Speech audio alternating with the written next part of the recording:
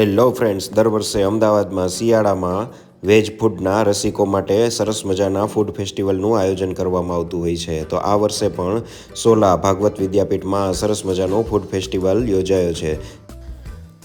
સૌ પ્રથમ અમે આ સરસ મજાના જુવાર પોંક અને બીટના મુઠિયાનો સ્વાદ માણ્યો. આ ઉપરાંત માહી જે ચાખી રહી છે તે રાગીના લોટમાંથી બનાવવામાં આવતા સરસ મજાના લાડુ છે.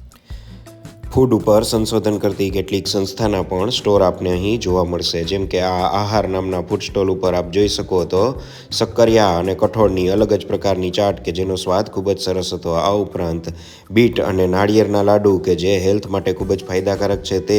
આ ઉપરાંત બીટ પોંક અને જુવારની અલગ જ પ્રકારની ચાટ કે જે હેલ્થ માટે પણ ખૂબ જ ફાયદાકારક છે તેનો પણ અમે સ્વાદ માણ્યો. ખૂબ જ મજા આવી ગઈ. આ ઉપરાંત કેટલાક અવનવા પ્રકારની વાનગીઓ પણ જોવા મળશે, જેમ કે ગામડામાં થોર ઉપર થતા આ ફીંડલાના ફૂલનો રસ જોવા મળશે કે જે અલગ પ્રકારનો અનુભવ હતો. આ ઉપરાંત સૌથી વધુ ભીડ જો કોઈ એક જગ્યાએ જોવા મળી હોય તો તે સુરત બાજુની ફેમસ આઇટમ એટલે કે ઉંબાડિયુંના સ્ટોલ ઉપર હતી. 100 રૂપિયામાં ડીશ ભરી અને સરસ મજાનું ઉંબાડિયું આપવામાં આવે છે. ઉંબાડિયું એ શિયાળામાં સુરત બાજુ ખાસ ખૂબ જ ફેમસ છે, જેમાં માટલું ઉલટું રાખી અને તેને ધુવાડાથી સ્મોક્ડ કરી અને અલગ અલગ વેજીટેબલ અંદર રાખી અને સરસ મજાની બનાવવામાં આવતી વાનગી છે.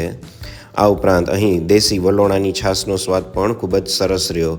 આ ઉપરાંત અલગ અલગ પ્રકારના ધાન્યમાંથી બનાવવામાં આવતા વડા અને આવા તો અનેક પ્રકારના south Indian, north Indian, East Indian અને વેસ્ટ ઇન્ડિયન આમ ભારતના ચારે બાજુના અલગ અલગ ખૂણેથી આવેલા ફૂડ પ્રેઝન્ટેશન દ્વારા ઘણા બધા ફૂડ સ્ટોલ છે કે જેનો આપ અહીં સ્વાદ માણી શકો.